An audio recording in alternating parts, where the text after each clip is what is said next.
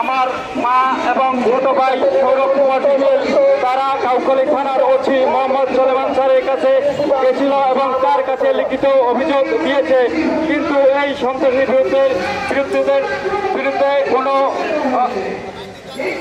আইনগত প্রশাসনিক ব্যবস্থা নেয়নি এবং তাই আমি এবং আমার ছোট ভাইয়ের বিরুদ্ধে এই জায়গা জমি সংক্রান্ত ব্যাপার নিয়ে বারবার মিথ্যা মামলা দিচ্ছে। আমার ছোট ভাইকে 2 মাস আগে ইউনিয়ন চেয়ারম্যান নজরুল তালুকদার, জিয়াদ খান এবং এদের সাথে আরও গুন্ডা বাহিনী নিয়ে আমাদের বাড়ি থেকে ধরে নিয়ে তাকে বেদম মারধর করে বিস্ফোরক মামলায় ঢুকিয়ে দেয়। এমনকি আমাদের এখন বারবার বলতে আছে দেশ ত্যাগ করার জন্য। আমরা বিভিন্ন জায়গায় যাওয়ার পরে আমাদের প্রতি কেউ শরণাপন্ন হয়নি।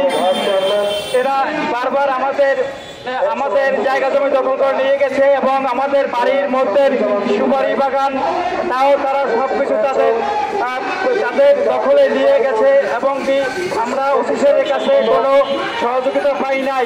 ওসি স্যারে তাদেরকে পাঠিয়ে এগুলা বারবার করিতেছে। আমরা সংখ্যালঘু বিধায় এখন আমাদের উপর বারবার নির্যাতিত হচ্ছে। আমরা এলাকায় থাকতে পারতেছি না। আমাদের বিরুদ্ধে বারবার মামলা দিয়ে এবং এলাকা ছাড়া বানিয়ে দিয়েছে। আমাকে আমার ছোট ভাই সৌরভ সিং এবং আমাদের পরিবারের অন্যান্য সদস্যদের বসত বাড়িতে থাকতে দিচ্ছে না এবং বারবার হুমকি দিচ্ছে টাকা দেওয়া লাগবে, এমনকি রাতের অন্ধকারে দেশ ত্যাগ করতে হবে। এখন আমরা বুঝতেছি না কি করব। আমরা এখন বাড়ি ছাড়া এবং রাস্তায় রাস্তায় ঘুরে বেড়াচ্ছি। আবু সাইদ চেয়ারম্যান আমাকে অনেকবার হুমকি দিচ্ছে ফোনের মাধ্যমে, যে বলছে যে এলাকায় থাকতে পারো না, কোথায় যাও এরকম আমার মাকে মারধর করেছে। এখন আমার মা বক্তৃতা রাখবেন।